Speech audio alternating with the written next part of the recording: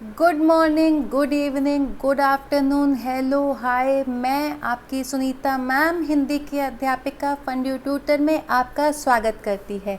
कैसे हैं बच्चे आप लोग? आशा करती हूँ आप लोग बहुत अच्छे होंगे, नई क्लास में आके मज़े कर रहे होंगे। लेकिन हमें पढ़ाई भी करनी है, तभी तो हम आगे बढ़ेंगे, है ना बच्चों? आप लोगों को याद है कि कल हम लोगों ने क्या पढ़ा था? जल्दी से मुझे कमेंट करके बताइए।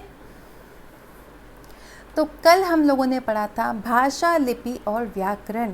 वैसे अब हम लोग एक एक करके जो भी व्याकरण की छोटी छोटी चीज़ें हैं वो सब अब हम लोग समझेंगे, ठीक है ना? भाषा क्या होता है? भाषा होता है अपने मन की बात दूसरों को पहुंचाने का माध्यम, ठीक है? और हम उसी माध्यम से दूसरों की बात समझते हैं।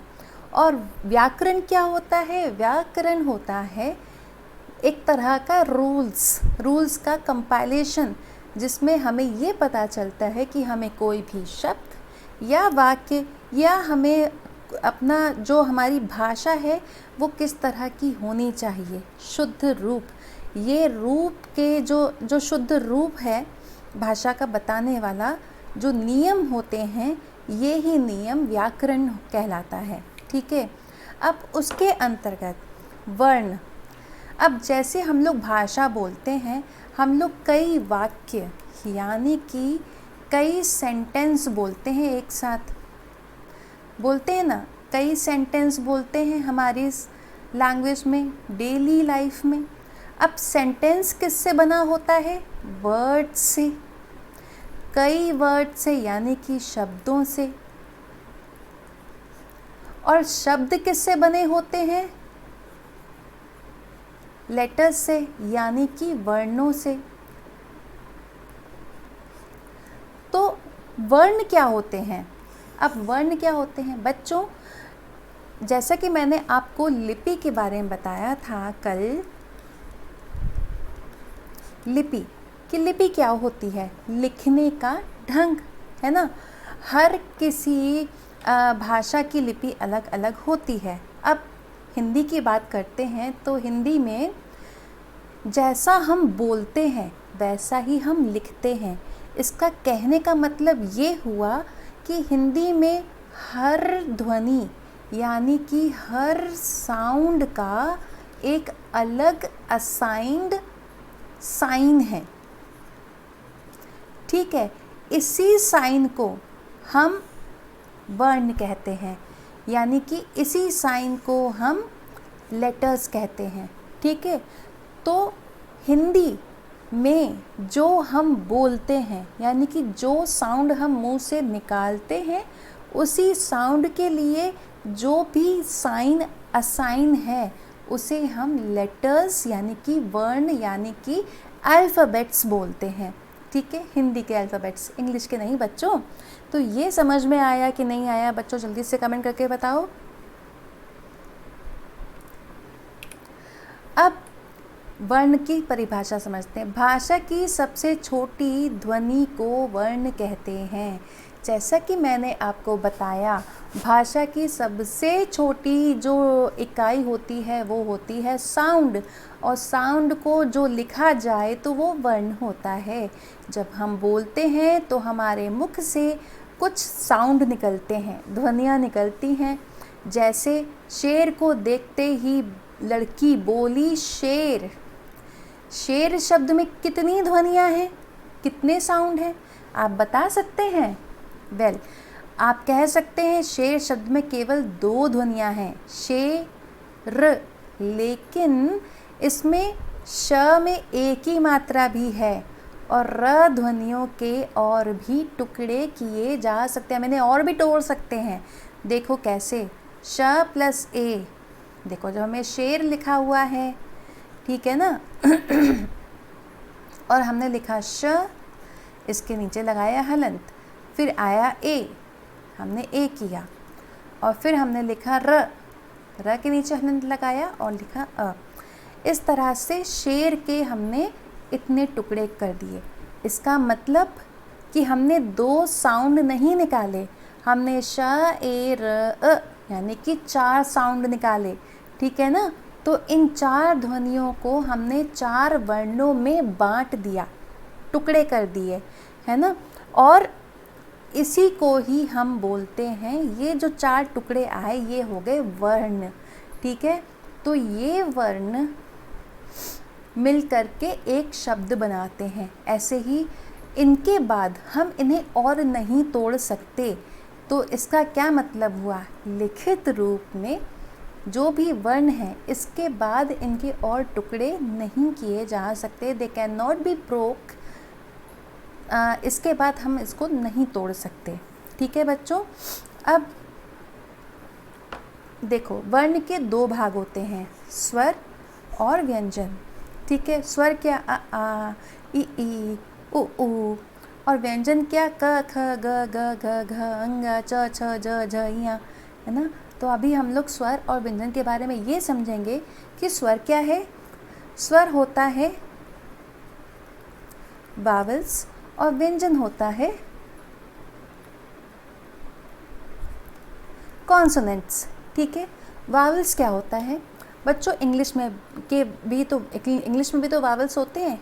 तो इंग्लिश के वावल्स को भी समझने में आपको हिंदी की ज़रूरत पड़ेगी, ठीक है।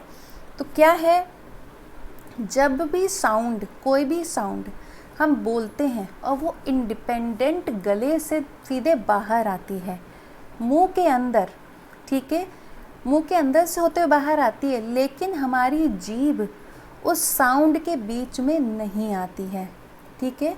ये जीभ जो पैलेट में पड़ी हुई है वो ऐसे ही पड़ी रहती है। इसके लिए हमें अपनी जीभ हिलानी नहीं पड़ती है। अ आ ई उ ऊ री ए ओ एक्सेप्ट री। बिना री के, इस री को अगर हटा दिया जाए तो जितने भी स्वर हैं इसके लिए हमें अपनी जीभ हिलानी नहीं पड़ी है। कैसे, अ आ ई उ ऊ ए ओ। देखा आपने, हमें स्वर बोलने के लिए अपनी जीभ हिलानी नहीं पड़ी है। तो ये होते हैं इंडिपेंडेंट लेटर्स, जिन्हें बोलने के लिए हमें सीधे गले से साउंड बाहर निकालना है और हमारी जीभ मुंह के अंदर कहीं भी टच नहीं होती है। आप लोगों को इस बारे में पहले से पता था? अगर नहीं पता था तो ये आप लोगों के लिए बहुत अच्छी जानकारी है और इसी से आप वावल सीख भी सकते हैं, यानी कि स्वर सीख सकते हैं। हिंदी में 11 स्वर हैं, ठीक है। व्यंजन 33 हैं। अब व्यंजन अपने आप में अधूरे होते हैं, दे आर इनकम्प्लीट, जब तक हम उसमें अ न जोड़ें, ठीक है। तो क अधूरा है, इसके नीचे हलंत लगता है, इसे हम हलंत बोलते हैं। और जब हम इसमें अ जोड़ते हैं तभी क पूरा होता है, ठीक है बच्चों। आइए हम लोग स्वरों के बारे में जानते हैं। जिन ध्वनियों का उच्चारण बिना किसी अन्य वर्ण की सहायता से की जाए उन्हें स्वर कहते हैं। तो जिन साउंड का प्रोनंसिएशन इंडिपेंडेंट होता है, किसी हेल्प की ज़रूरत नहीं पड़ती, तो उन्हें हम बोलते हैं स्वर। और ये 11 होते हैं। कौन कौन से, अ आ ई उ ऊ री ए भी है यहाँ पर, ओ, ठीक है। टोटल 11 हैं। आप चाहें तो आप गिन भी सकते हैं। और इसमें री को छोड़ के बाकी सभी जोड़ों में हैं, मतलब सब जोड़ हैं, ठीक है, एक पेयर में है, ठीक है, एक छोटा एक बड़ा, ठीक है। आपको एक बात और बताऊं कि स्वरों की ही मात्राएं बनती हैं, क्योंकि ये इंडिपेंडेंट हैं। और व्यंजन को बोलने के लिए, व्यंजन के प्रोनंसिएशन के लिए वावल्स यानी कि स्वरों का होना बहुत ज़रूरी है। अब व्यंजन देखिए, जिन साउंड का प्रोनंसिएशन स्वरों की हेल्प से यानी कि वावल्स की हेल्प से होता है उन्हें हम व्यंजन कहते हैं। हमारे पास हमारी हिंदी वर्णमाला में 33 व्यंजन हैं, ठीक है। क ख ग घ अंग च छ ज झ इया ट ठ ड ढ ण त थ द ध न प फ ब भ म य र ल श व स ह, ठीक है।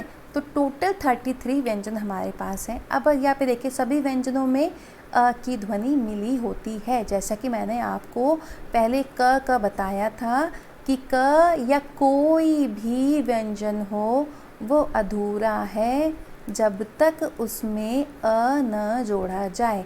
अगर आप यहाँ पर समझिए आप ख देख रहे हैं, ये संपूर्ण है, इसका मतलब ये है कि ये अपने साथ में अ लिए हुए है। ठीक है, जब कोई व्यंजन बिना किसी स्वर के लिखा जाए तो उसके नीचे एक तिरछी रेखा जिसे हम हलंत कहते हैं वो लगाते हैं, हल चिन्ह कहा जाता है। जैसे क के नीचे, च के नीचे, र के नीचे देखो लगा हुआ है ना एक तिरछी रेखा, एक डायगोनल सी लाइन। तो जब तक इसमें अ नहीं मिला होगा तब तक अक्षर, मेरा कहने का मतलब है कि कोई भी वर्ण पूरा नहीं होगा। अब यहाँ पर हमारे हिंदी वर्णमाला में कुछ संयुक्त व्यंजन भी हैं। ठीक है, श, त्र, ज्ञ और श्र, ये संयुक्ताक्षर हैं, मतलब इसमें 2 व्यंजन मिले हुए हैं। दरअसल 2 व्यंजन और एक स्वर मिला हुआ है। ठीक है, अब कुछ विशेष वर्ण भी है, विशेष यानी कि स्पेशल कैरेक्टर्स, जैसे ड़, ढ़, पेड़, सड़क, पढ़ना, चढ़ना, है ना। हमारी हिंदी वर्णमाला में आप देखोगे तो ये नहीं मिलेंगे, लेकिन ये सबसे लास्ट में ऐड होते हैं क्योंकि ये बाद में ऐड किए गए हैं। ये जब बाय डिफ़ॉल्ट जो हमारी वर्णमाला थी उसमें नहीं था, लेकिन बाद में जब हमने कुछ शब्दों का, कुछ उर्दू, फ़ारसी या कुछ अलग शब्दों का जो अलग देश के शब्द थे हम लोगों ने यूज़ करना शुरू किया, तो उनको लिखने के लिए, क्योंकि हिंदी का रूल है हर साउंड का अलग एक वर्ण होना चाहिए, अलग एक लेटर होना चाहिए, इसलिए हम हिंदू लोग मतलब ये कि हम लोगों ने हिंदी भाषा में ये 2 नए कैरेक्टर्स ऐड किए। इसके बाद में ये है ज़ और फ, ये ज और फ के नीचे बिंदी लगाकर बनाए जाते हैं। ठीक है, अगर ज इसका साउंड होता है ज, लेकिन अगर इसके नीचे बिंदी लग गई तो इसका साउंड होता है ज़। ठीक है, अब यहाँ पर ये देखिए प बोलते हैं प, ऐसे ही हम बोलेंगे फ, लेकिन जब हमने इसके नीचे बिंदी लगा दी तो ये हो गया फ। ठीक है, समझ आ रहा है ना बच्चों, बहुत आसान है, बस हमें इस पर थोड़ा सा ध्यान देने की ज़रूरत है। स्वरों और व्यंजनों को मिलाकर हिंदी की वर्णमाला बनती है। जैसा कि मैंने आपको बताया, हिंदी वर्णमाला के 2 भाग हैं, स्वर और व्यंजन। तो स्वर और व्यंजन दोनों जब मिल का ही मिश्रण, ठीक है, दोनों का ही मिश्रण वर्णमाला कहलाती है। ठीक है, वर्णमाला में सारे वर्ण एक निश्चित क्रम में लिखे जाते हैं, यानी कि वर्णमाला के जितने भी लेटर्स हैं वो एक प्रॉपर ऑर्डर में होंगे। ऐसा नहीं कि पहले हमने क लिखा, फिर हमने ट लिखा, फिर हमने फ लिखा, फिर हमने ल लिखा, नहीं, हर एक वर्ण अपने प्रॉपर ऑर्डर में लिखा जाएगा कि क के बाद ख ही आएगा, ख के बाद ग आएगा, उसके बाद घ आएगा, फिर अंग आएगा। ठीक है, वर्णमाला की यही खासियत है कि ये क्रम के अनुसार यानी कि एक विशेष ऑर्डर में लिखा जाएगा।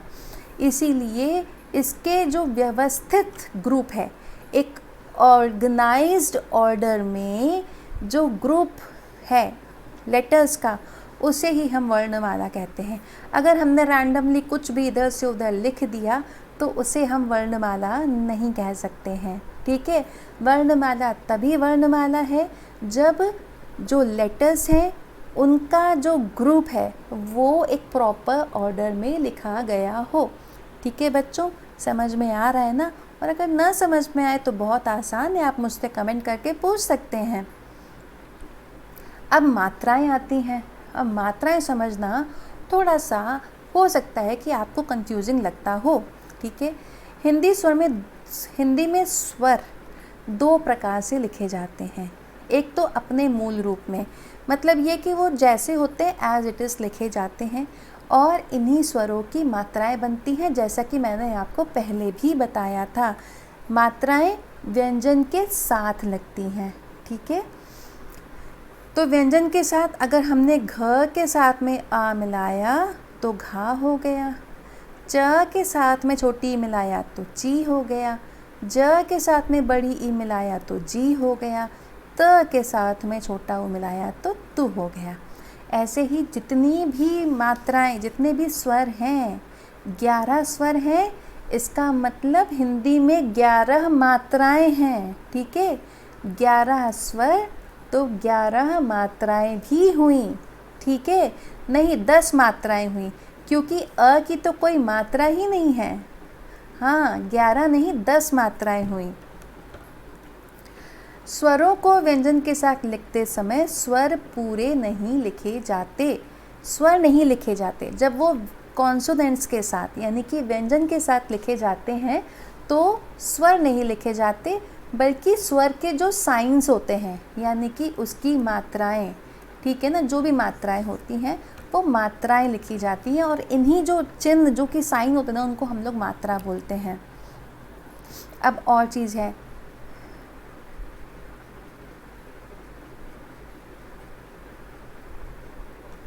लेकिन र के साथ, ठीक है, र के साथ मात्रा ऊ की मात्रा अलग तरह से लगती है। अगर र के साथ में छोटा ऊ है तो र और इस तरह से एक कर्व्ड लाइन लगेगी, लेकिन अगर र के साथ में बड़ा ऊ है तो र पर इस तरह से सर्कल बनता हुआ ऊ की मात्रा लगेगी, ठीक है ना। यही चीज़ यहाँ पर बताई जा रही है। आप इनमें अंतर देख सकते हैं, रुकना, गुरु, रुचि, है ना, यहाँ पे बड़ा ऊ मात्रा, रूठना, शुरू, रूप, ठीक है।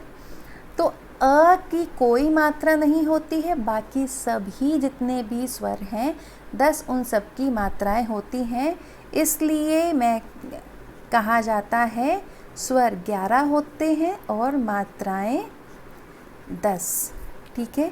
समझ में आया बच्चों। अब यहाँ पर आती है बारी अन की, इसे हम बोलते हैं अनुस्वार, ठीक है, इसे हम अनुस्वार बोलते हैं। ये इस अन को हम अनुस्वार बोलते हैं। ये स्वर तो नहीं होते, लेकिन क्योंकि ये अ से बना है, क्योंकि अंग का प्रोनाउंसिएशन यानी कि उसको हम बिना अ के नहीं बोल सकते, इसलिए इसे हम, आप लोग बचपन से पढ़ते आए होंगे अ आ इ ई उ ए ऐ ओ औ अन आहा, इसीलिए स्वरों के बाद इसको रखा गया है, ठीक बाद रखा गया है, क्योंकि बिना स्वर के प्रोनाउंसिएशन के हम इसका साउंड नहीं बोल सकते, ठीक है।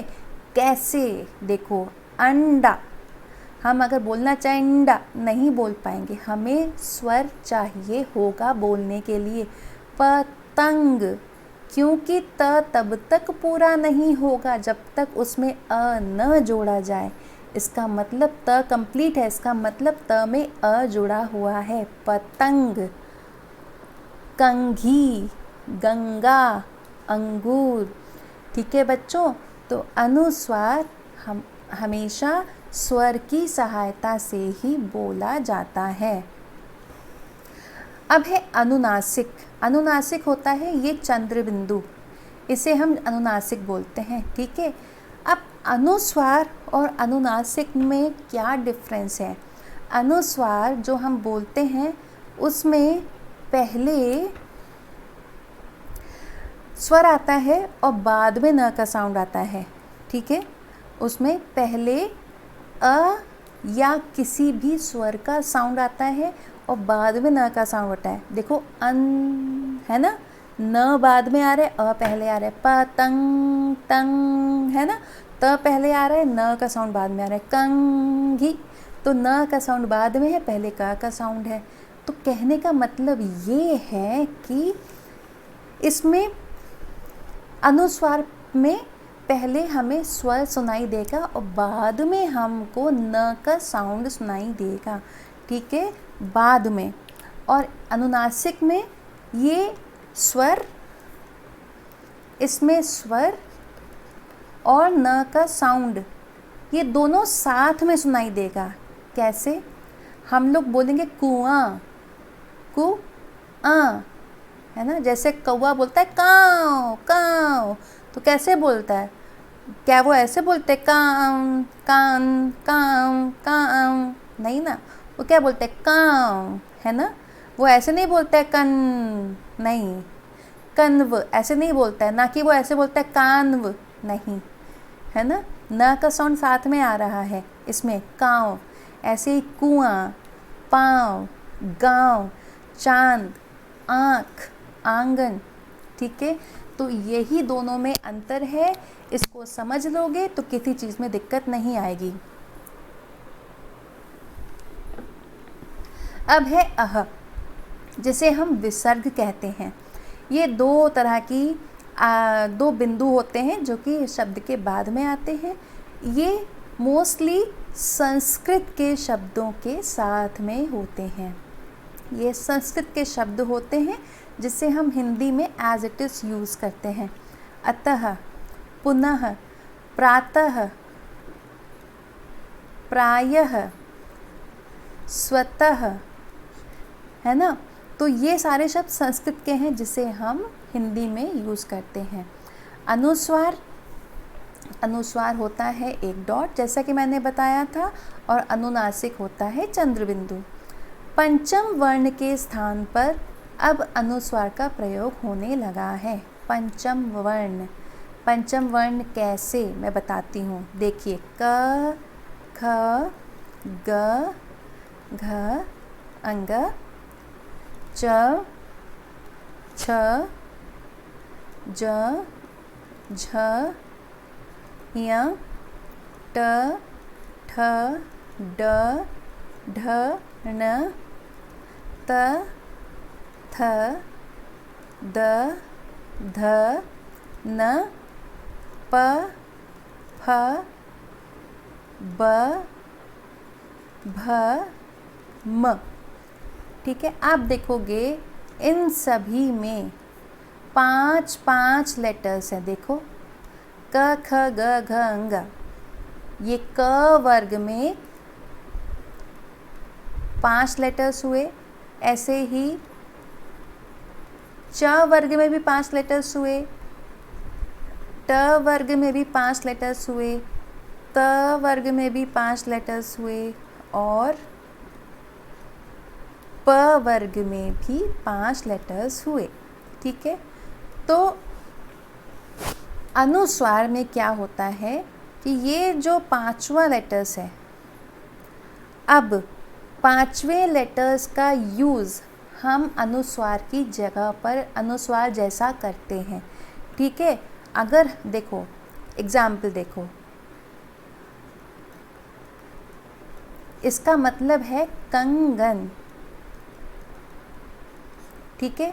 तो हमने अंगा, जो कि 5वां लेटर है, उसके बजाय हमने अनुस्वार का यूज़ किया, ठीक है। ऐसे ही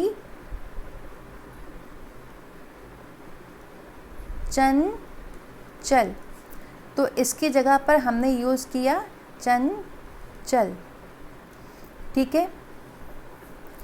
तो कहने का मतलब क्या है कि जो 5वां लेटर अगर कहीं आ रहा है तो उसकी जगह पर हम अनुस्वार का प्रयोग करते हैं, ठीक है। तो बच्चों, आज के लिए इतना ही। आशा करती हूँ आपको जो भी समझाया गया हो आपको समझ में आया हो। अगर कोई कंफ्यूजन हो तो आप मुझसे कमेंट करके पूछ सकते हैं। मिलेंगे कल, तब तक के लिए बाय बाय बच्चों, अपना ध्यान रखना।